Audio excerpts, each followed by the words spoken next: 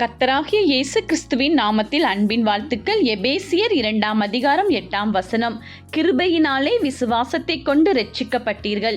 இது உங்களால் உண்டானது அல்ல, இது தேவனுடைய ஈவு.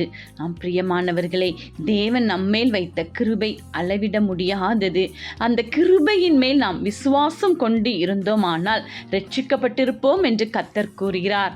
ஆம், அவரால் தெரிந்து கொள்ளப்பட்ட ஜனங்களாகிய நாம் இரட்சிப்பின் வழியில் நடக்கிறவர்கள். நம்மை ரட்சித்து அவர் உயர்த்தியும் இருக்கிறார். இது நம்மளால் உண்டானது ஒன்றுமே அல்ல. இது எல்லாம் தேவன் நமக்கு கொடுத்த ஒரு பெரிய ஈவு.